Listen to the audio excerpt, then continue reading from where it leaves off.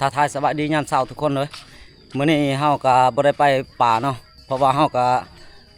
สิพาชาวบ้านย่อแทงน้ำประปาเนาะทุกคนเพราะว่าบรรยากาศมื้อนี้ก็สิบดๆเลยทุกคนเลยเพราะว่าเฮาก็สิไปเบิ่งไปชมไปติดตามเบิ่งที่เฮาได้เฮ็ดน้ำประปาน้ำในบ้านเฮานี้เนาะเพราะว่าเบิดชาวบ้านย่อแทงน้ำประปามื้อนี้เนาะเฮาไปเบิ่งไปชมกันทุกคน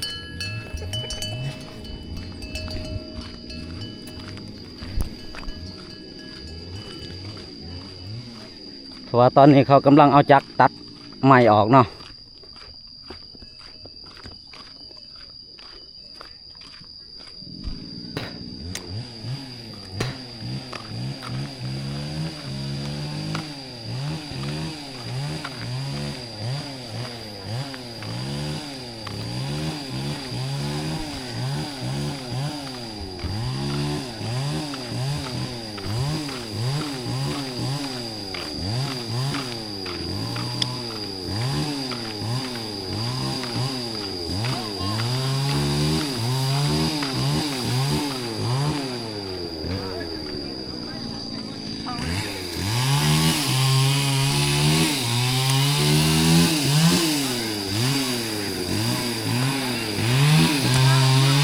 โอ้ไม่กับไม่ทับเลยเหรอเนาะจะได้บ่ได้ไปพูดวะบ่ได้ไปโอ้พร้อมกับวีเลยเจ้าว้าเงียบหน่อยสิจังหน่อยโอ้ยยังไงผมคือบ่วีผมวียังแล้วบ่นี่โอ้ไผละปั๊มไม้นี่โอ้หัวหน้าเพิ่นนี่บ่ปั๊มโอ้ทุกคนยังมีหกห้องอยู่นะเดี๋ยวจะได้บรรยากาศเฮานี่ฝนคือสิตกเพราะว่าชาวบ้านเฮาก็มาเอาแข่งขึ้นนี่ทุกคนนะปั๊มใหม่ออกนี่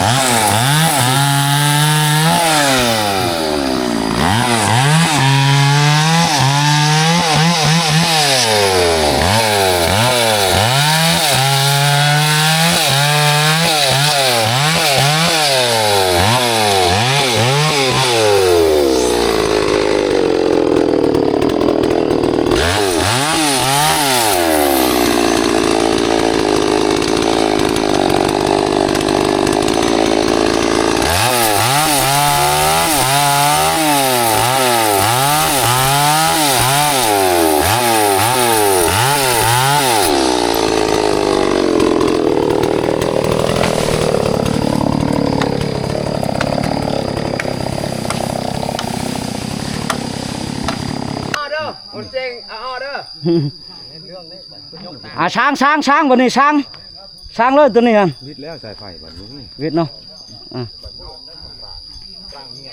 ทุกคนเขามาชมต่ออีกนี่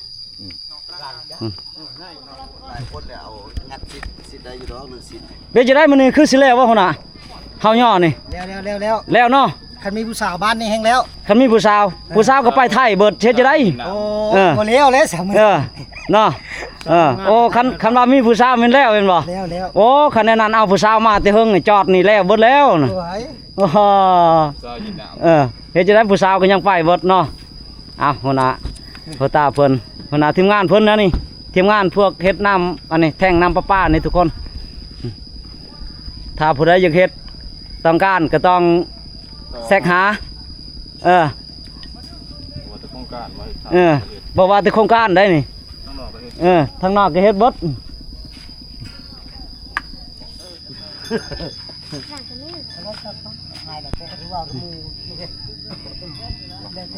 เขายังถามมักหลอกมาทุกคนเลย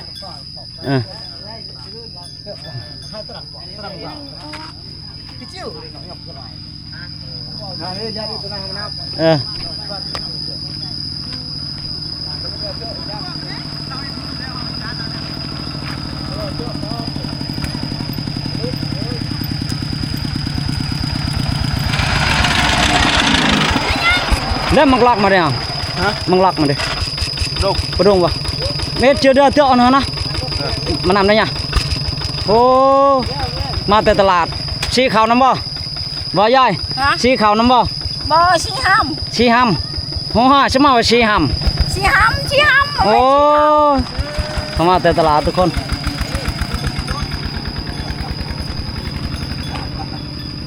รถมาเต็มรถไปเลย ให้ใหญ่หรอกน้ำเอื้อนๆหนึ่ง เนาะ เกี่ยวเข้าก็นี่เด้หวานออกแล้วบ่ เดี๋ยวจะได้เจ้าว่านเบิ่ละบ่ข้าวน้ำทำป่า บ่พอสิว่า บ่ เมาครับ พุ่นน่ะว่านเบิ่ละบ่ข้าวน้ำทำป่าเกิดดีบ่บ่เลย ให้ใหญ่ อ่ะ หวานซุ่มภายนอก เดี๋ยวจะได้อันนั้นเจ้าบ่ได้ถามมาเฉียวจ้ะว่านเบิ่ละบ่ยอดเบิ่ละบ่จังซี่ ไป เพิ่น เจ็ดนึกสิจ้วงนึกตาเดี๋ยวแยมไปนี่ใครก็จะจุ้ง บัดนี้ยอดเบิ่แล้วอันไปผู้สบายแม่นบ่เขาว่าสร้างนี่เขาดงมาอึนี่ ให้ระวังเขาดี ระวังกระตุก เออ ได้เด้อ ระวังเด้อไปเอาขี้ย่างเด้อ ไปเด้อตัวไปตัวมันเด้อ ตัวไฟตัวมันเด้อ เรื่องสมัย เอออ่ะ แรกเรื่อง ทุกคนจะนะฮะรอทาหมู่ครูมาก่อนอย่าเฮาสิได้ย่ออีกทุกคนเลย ให้มันหน้า แน่ภาษา ทุกคนเฮาสิเอามักล็อกนี่ไปดึงแท่งน้ำก่อนมักล็อกก็2อันนี่เพราะว่าอาศัยเด็กน้อยเขานี่แหละผู้เฮ็ดเป็นเนาะเขาผู้เชี่ยวชาญฝีมือเฮ็ดเป็นแม่นว่าเจ้าก็เฮ็ดเป็นแต่ว่า เป็น เป็นเนาะเฮ็ดอีหยังก็เป็นเบิดแม่นบ่ฮะเฮ็ดหยังก็เป็นเบิดแม่นบ่ เป็น เป็นเบิดได้ฟังเด้อทุกคนคนอันนี้เพิ่นว่าเฮ็ดอีหยังก็เป็นเบิดนี่บ่ได้คัดได้ค่าหยังนี่กินข้าวก็เป็นเนาะ เป็นแล้วอ่ะกินครับ ไปบ่นอนครัวจังมือ ไป ไปเนาะ ไปหากินก้อยแล่นเนาะไปกับลูกเนาะ เออไปยายได้สิไปนำอยู่เหรอไปเนาะเอาทุกคนเพิ่นยังเกมมังลักอยู่ตอนนั้นมาติดตามชมทุกคนบ่ได้ไปข้าพาเมียไปอยู่อันน่ะอยู่ห้องหมอเป็นทิศป้ายช่องทิศพุ่นไปผ่าตัดพอสิไปมื้อใดก็บ่ได้ไป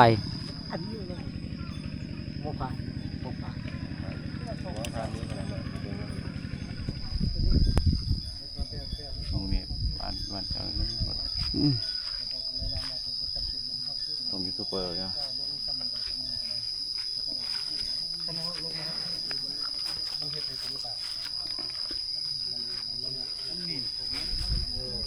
แ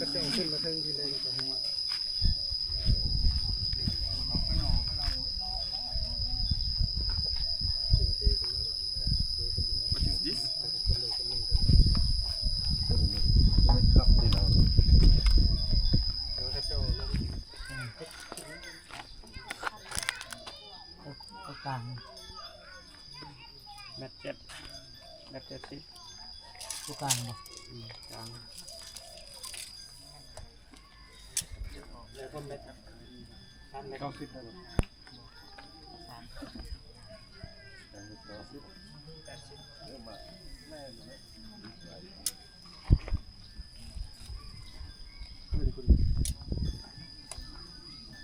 นี่ตะแกรงที่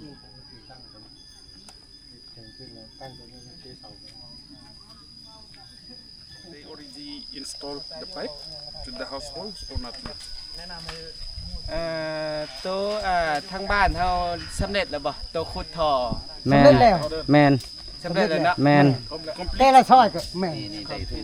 ฟit's a big fire ตัวท่อต่อเข้าเฮือนเด้ ตอนนั้นยัง not yet for the connect to household ทางนี้สร้างกันมาทางนี้สร้างปฏิบัติตามเพลง meter The meter? แผนทางบริษัทเฮาประมาณมื้อตั้งที่ขึ้นแล้วก็เอาอ่างตึงให้สำเร็จเลย บ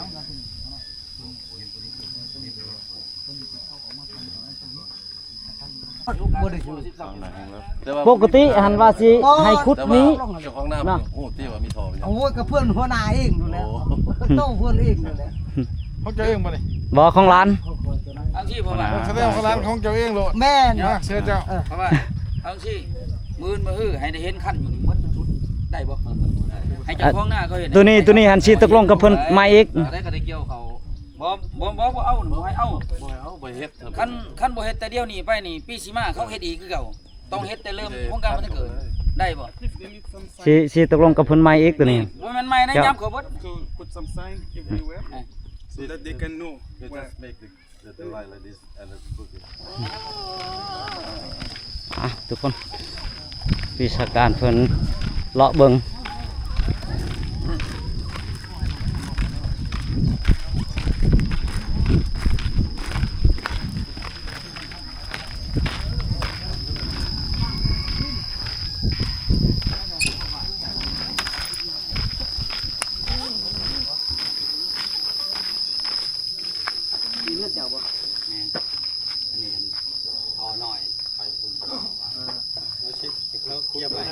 เดี๋ยวนี้นี่จะบอกแต่ละคนคุดไวโรดทอน้อยนี่วะ อันนี้เป็นแบบเลยใช่ไหม คุดเขาเฮือนไปเฮือนมันนะ โดย แล้วคุดแล้วก็มาเสนอได้แล้วเมื่อวัน คำแนะนำว่า บ่เมื่อวันบอกบริษัทต่อเขา บางคนเฮ็ดนำกัน จ้ะ บ่ จ้ะ ได้ ฮะ บางหัวหน้าลงมากอะอยากให้คุกบางหัวหน้ากะอายุก่อนให้เพิ่นมาก่อนก็พื้นฐานแต่ชนยุดมันบ่แน่นอน ยันมันบ่ถึกนี่แหละ เว้านี่บ่ทันได้สักเซตว่า แม่น น้อยว่าเอ้ามื้อนี้เริ่มประชาชนผู้ค้าก็เกี่ยมประชาชนลงมาเฮ็ดโลดอันนี้มันคือแล้วโอ้ยมันจะคุดเพชรห่านมันต่อเนื่องไปเรื่อย ก็พร้อมทั้งเจ้าเป็น จ้ะ ว่าซั่นเจ้าน้อยบัดแล้วมันบ่ถูกตาม ๆบ่ เป็น ถึง แม่นนั่นแหละ ติ ต้อง พื้ มาน แนะ ดั นำแต่ใช่ประจัดแล้วไอ้เด้อ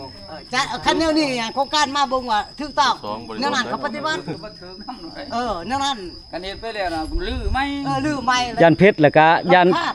อันนั้นหือไม้คือหัวหน้าวาหั่นแหละ ให้ลือ แม่น ใช่เลย การน้อยแล้วเป็น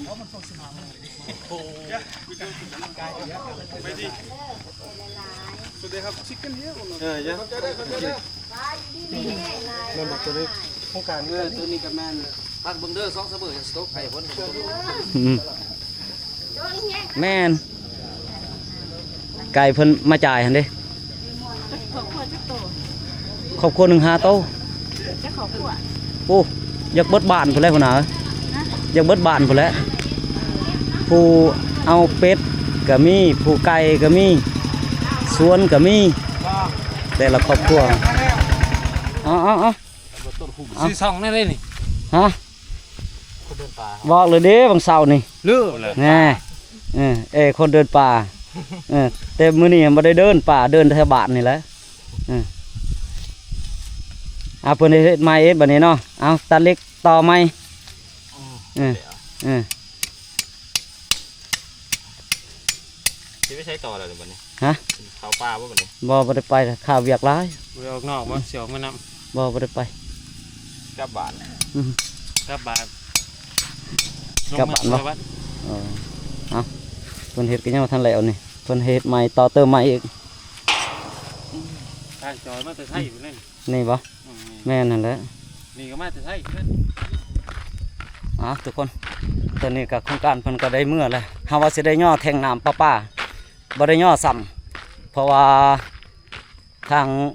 หัวหน้าโครงการเพิ่นว่ายังบ่ทันคักทันแน่เพิ่นได้